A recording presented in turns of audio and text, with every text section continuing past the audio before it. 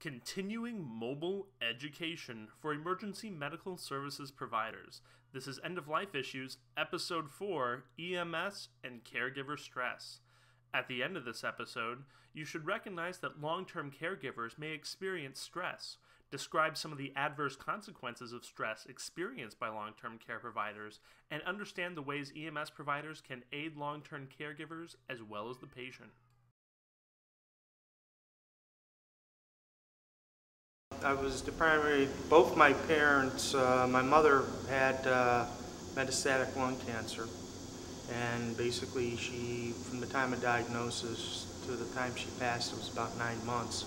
My dad, on the other hand, has been probably for about the last almost 20 years now, had a variety of heart ailments and lung ailments, as well as also prostate cancer, and the major reason he had been hanging on for so long was because my mom was essentially taking care of him. And he was a dialysis patient because basically his kidneys seized up 5 years ago after having sepsis, contracted sepsis in the hospital. Would you say that your experience as an EMS professional, did that give you any additional skills in working through that situation? Yes, it did. It basically made me aware of what to look for and what not to look for, as well as also dealing with a lot of their problems. I mean, my mother was actually very late in getting her cancer diagnosis, despite our constant prodding of her healthcare provider to look for something else, because they were trying to make it into a generic lung disease, and because she never admitted that she was a smoker. She would not admit that she was a smoker, so they thought it was some weird lung disease, and they had some pulmonary specialist until finally they saw it had metastasized to the lymph nodes. There's a lot of stress involved. Patients, particularly on home hospice or home palliative care settings, they get very little assistance as part of the Medicare coverage usually. So it's a full-time job for family and friends to be caring for these people. They're very debilitated again. So there's the stress of actually physically caring for them, moving them, providing their medications, bathing, those kind of things. And then there's the additional stress of knowing that they're losing a loved one. So there's a lot of stress involved, and it's not a job to be taken lightly.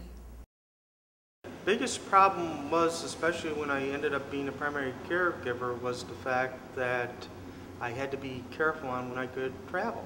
And also was the fact that I always had to check on the parents, first and foremost.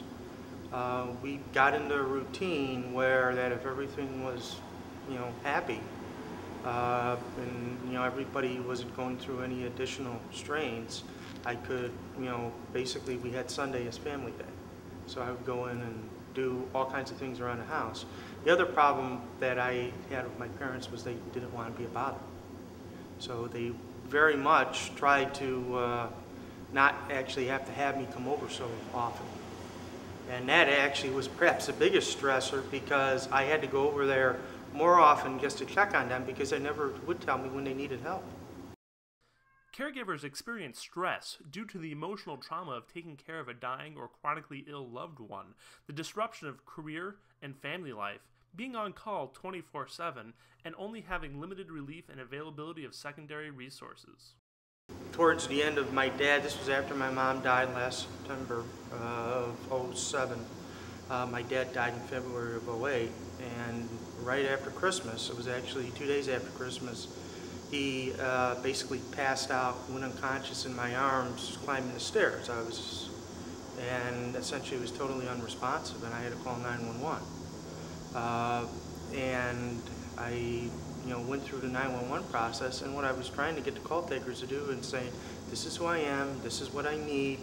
And it was very frustrating, because the call takers were doing what they were trying to do and going over the ECD, their little flip charts. And unfortunately, while I appreciate that, I knew what was going on, and this is what I needed. And then, make matters worse, when the BLS crew from another agency comes on scene, they don't do anything. There's a fireman that came with a fire truck from the beginning, and he's assisting me, stabilizing them. But the basic crew does absolutely nothing. Instead, they sit there and basically wait and stare until an ALS commercial crew comes in, and then they basically do the patient care and transport. At that time, I didn't really necessarily have any feelings other than the fact that I was a little bit upset that nobody was really doing anything. You know, being from a different agency, I'm used to when one of our crews gets on scene, if it's BLS or even if it's ALS, and you have somebody down and unresponsive, we'll try to get in and try to take charge. And that was extremely frustrating, but perhaps the other thing, because, you know, and these guys I found out later were just following their standard operating procedures because they don't bill. So if they have to have ALS ride along, they have ALS do the entire transport. So that was kind of frustrating. Mind you, the ALS crew was very professional and was outstanding. As soon as the BLS crew got on scene, and in fairness, my father had started to come around a little bit, so he had started to stabilize. You know, they should have probably forced me off treating my own father, because, you know, I know as a professional, though, and mind you, I could see where it would be a problem because the way I was wired at the time, but as a professional, I know that it's never good to have a relative trying to be the primary caregiver in an emergency situation. You tend to lose your scope, and I'm very narrow, obviously, in that scope. Everybody was in a hurry, to get, you know, the critical patient out into the bus and on his way to the hospital, but nobody bothered to take a look at my sister. You know, I actually rode, with the ALS crew to the hospital, and unfortunately, nobody thought, and I later found out from my sister, was that she was frazzled of having to have to drive to the hospital by herself, and nobody took the time to actually talk to her. And I think, and unfortunately, we're so resource starved in this region for when we get crews on scenes. I think as good as that could be and as good as that should be, it would take a radical change and more availability of resources to cover that.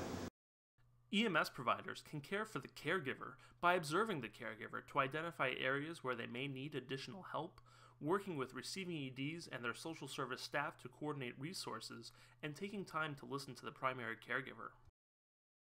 Most of the time, and knowing this from working the other side of the street, as well as also working with my parents, is the only reason that my parents got access to their resources because I knew about those resources from working the EMS side of the street.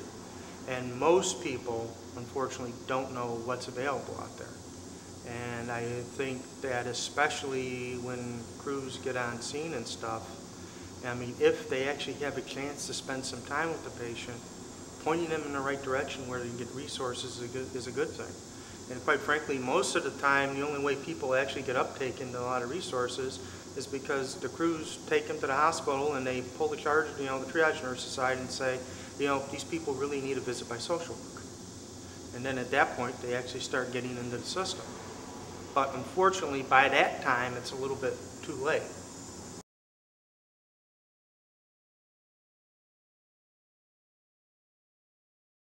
That message would be is to think that you always have two patients.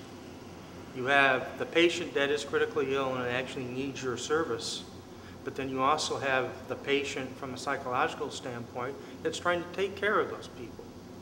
And, they also need access to support. And unfortunately, most of the time they don't get it, and they kind of sort of tough it out, which could potentially lead to two patients that really need to go to the hospital. After viewing this episode, you should recognize that long-term caregivers may experience stress, describe some of the adverse consequences of stress experienced by long-term care providers, and understand ways that EMS providers can aid long-term caregivers as well as the patient.